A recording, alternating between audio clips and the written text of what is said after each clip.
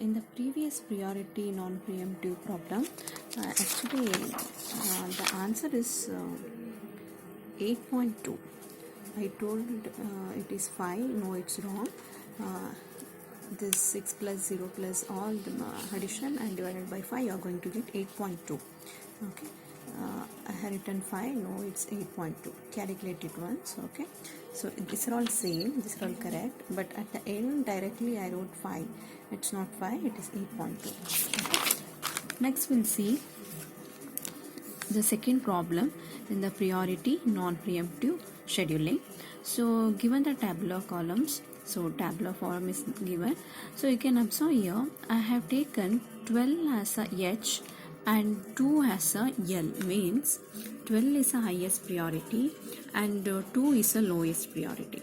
Okay, so this was given in the question itself. He is going to give in the question itself. So consider highest number as highest priority and lowest number is a lower priority. So that is why I have written in the tabular form L as a lowest, H as a highest priority. Okay, in the previous example I took 1 as highest priority and highest number as the lowest priority. Now it is being given ulta. Okay, so this depends on the question. Based on the question he is going to ask. Okay, so remaining part is same. Arrival time is given, burst time is given. Priority 1 is not given. That is not a problem. Okay. So let us see Gantt chart. So since it is a non-preemptive, once the process gets to a chart, it should not be interrupted by any other process. Okay, in that logic, so at 0 millisecond we have a process P1. Okay, but he is having lowest priority. Okay, he is having lowest priority. Highest priority processes, that is process P6, but his arrival time is 5 milliseconds.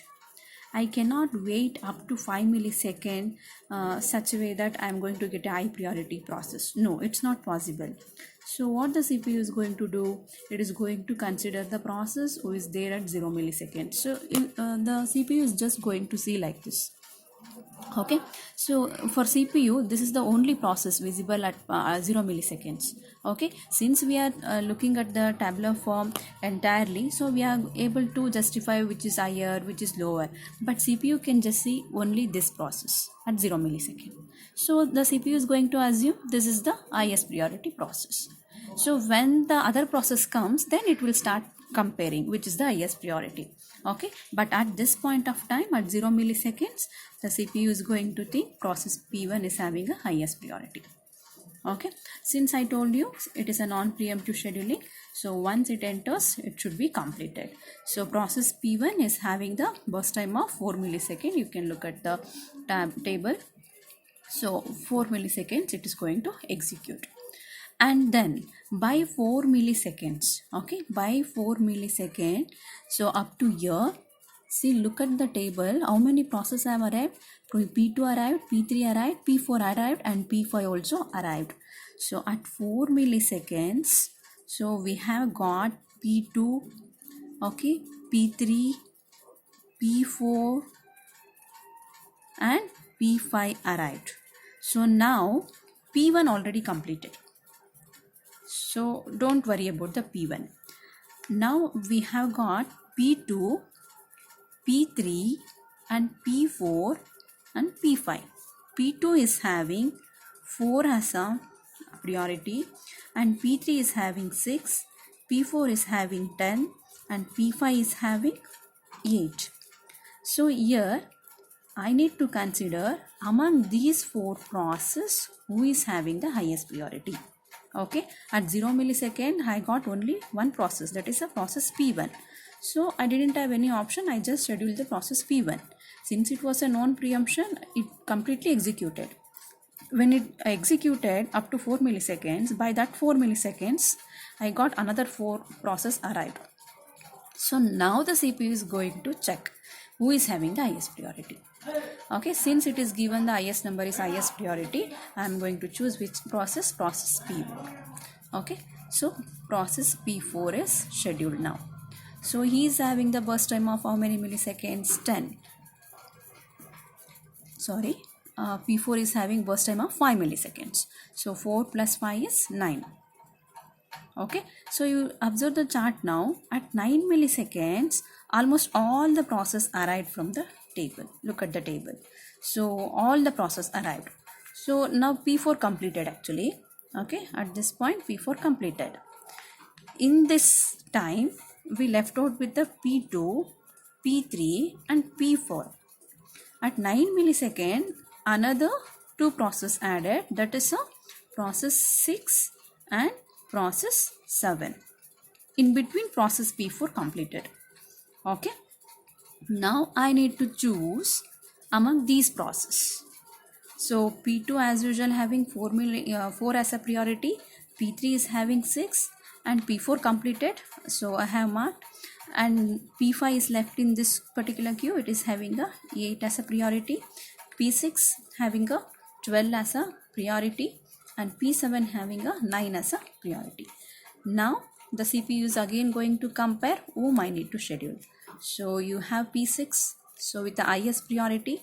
So now I am going to schedule P6 having the burst time of 4 milliseconds. 9 plus 4 is 13. Okay, next to highest priority after 12, next to down highest priority. So you are going to consider that is a P7, that is 9. After 9, next increasing means if you take next number, so it will be 9. Okay, sorry, P7 process with the priority 9. Okay, and E is having the burst time of 6. 13 plus 6 will be 19. Okay, so next process in the queue is P5. E is having the burst time of 1 milliseconds. Okay, so it will be 20. Now which process in the queue? P3. Okay, so E is having the burst time of how much? 3 millisecond. So it will be updated 23. And the last one is P2. Okay, it was just like a ascending order. First one highest number and then it was taken in a descending order. First was the highest and the last one is a next it was taken, right?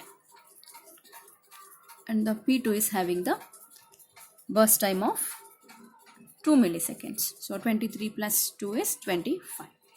Okay, so then writing a completion time. So completion time as usual remains same. P1 completed at a 4 millisecond, P2 at 25 millisecond, P3 23, and so on. You can write it by looking at the chart, remaining all same procedure. Okay, apply the formula for TAT. So TAT is nothing but CT minus AT. So you are going to get 4, 24, 21. Actually you can do these things. So Gantt chart drawing is important. After drawing a Gantt chart, you can apply the formula. It's easy. Okay, waiting time you need to find out. Turnaround time minus burst time. So 0, 22, 18, 1. So you're going to get 15, then 4, then 7. So you can apply the formula and cross check. Okay. And as usual, write the waiting time of P1, that is 0 plus 22 plus 18 plus 1 plus 15 plus 4 plus 7 divided by 7. You are going to get 9.57. Okay, cross check once. Formula remains same. Chart is important. Chart is correct. So if any changes, apply the formula and cross verify the answers. Okay, so that is about the second example in priority scheduling.